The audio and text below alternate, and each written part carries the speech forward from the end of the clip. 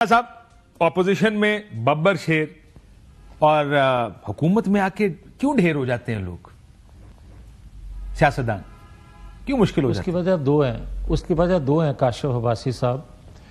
آپ دیکھیں کہ آپ نے کہا تھا کہ کارگل پہ کمیشن بنانے کا ہم کہتے رہے نہ بنا سکے. آپ نے کہا کہ ہم کہتے تھے کہ عدلیہ بحال کروائیں گے. آپ نے کہا کہ پرویز مشرف پہ مقدمہ چلائیں گے.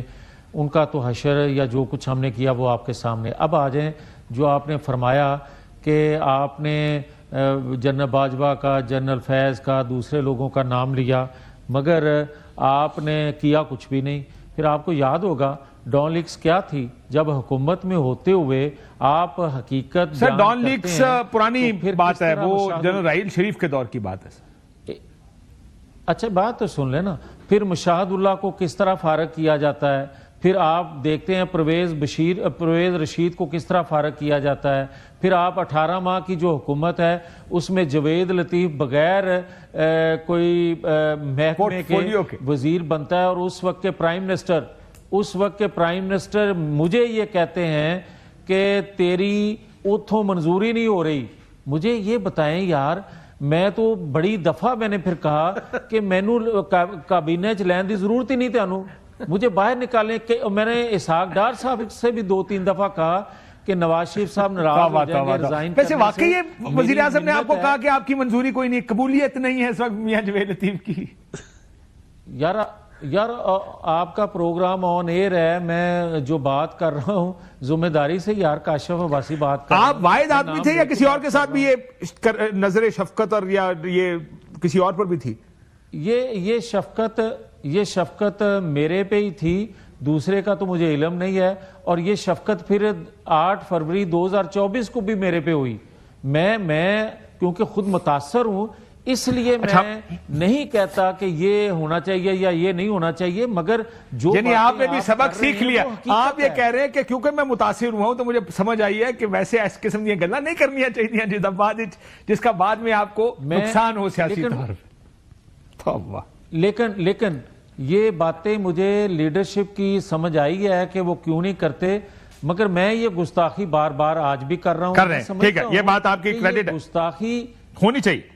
بالکل ٹھیک ہے، میں سر یہ آپ کا کریڈٹ، میں ہر چیز اپنی جگہ میں نے دیکھا ہے. کریڈٹ ان کو دینا چاہوں گا، میں بھی دینا چاہوں گا سر. میں بالکل آنیسٹلی یہ بات کر رہا ہوں کہ میاں جاوید لطیف صاحب ان ایشوز پہ ہمیشہ بات کرتے رہتے ہیں جو حکومت میں جا کے پارٹی کے باقی لوگ خاموش ہو جاتے ہیں. لیکن زبیر صاحب اس میں آپ کریڈٹ دیجئے گا. میں 1-2 جملے اور اس میں ایڈ کر دوں.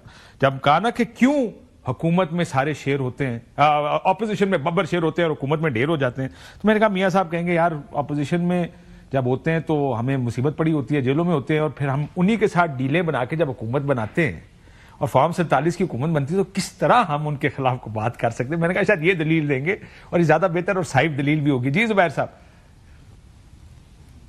جی ایک تو جاوید لطیف کے حوالے سے ظاہر سی بات ہے، جاوید لطیف آؤٹ سپوکن پولیٹیکل شخصیت رہے ہیں. اپنی پارٹی میں پہلے پارٹی میں بھی بولتے رہے زبیر صاحب، آپ کو یہ بھی یاد ہوگا پارلیمانی پارٹی کے اجلاس میں اسی کی بات کر رہا ہوں نا.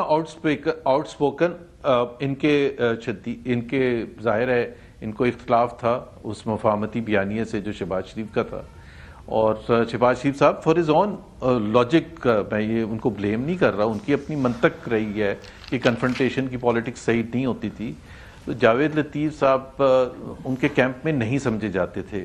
تو مجھے تو انفیکٹ ایک میٹنگ ہوئی تھی جس پہ 3 لوگوں کو دوسرے دن یا تیسرے دن میٹنگ میں نہیں بلایا تھا، جس میں پرویز رشید، جاوید لطیف اور میں تھے.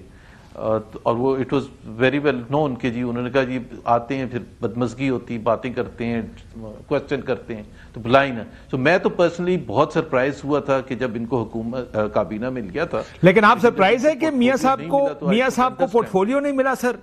شہباز شریف صاحب نے اتنا سٹینڈ نہیں لیا ان کے لیے؟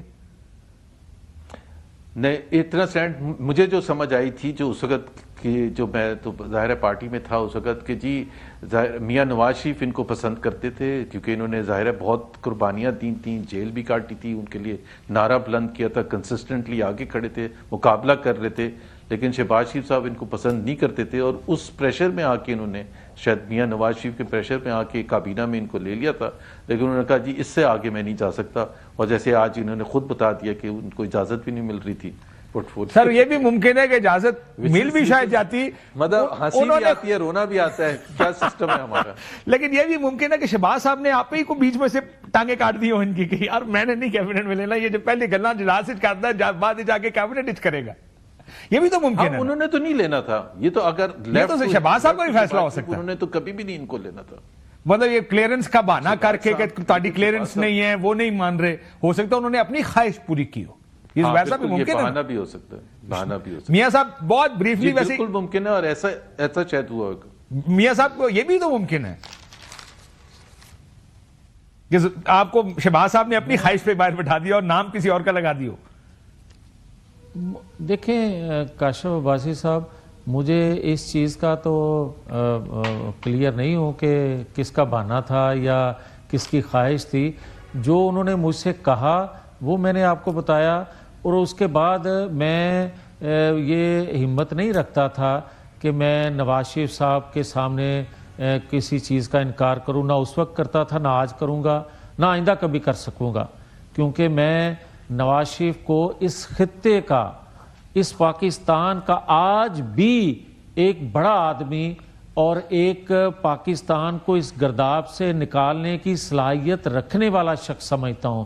وہ الگ بات ہے کہ اپنے پرایوں نے جو کچھ اپنے پرا نے، مطلب آپ بھائی کی بات کر رہے ہیں، منہ نکل گیا تھا اپنے پرا نے کچھ کر دیتا ہے، میاں صاحب آپ کے منہ سے نکل گئی ہے سچ ہو بات۔ سکتا ہے میں ہو سکتا ہے کاشف عباسی صاحب کی بات کر رہا ہوں، نہیں سر میری گال نہیں کر رہے، اگلے سمجھنے والے سمجھ گئے آپ کس کی بات کر رہے ہیں۔ تو میں اپنے پراواں دی گل کر رہے، دیکھیں یہ نہیں، لیکن چلے یہ بات ٹھیک ہے، اس کے اوپر آگے چلتے سر، یہ ایک لمبی بحث ہے، کون بڑا ہے کون چھوٹا،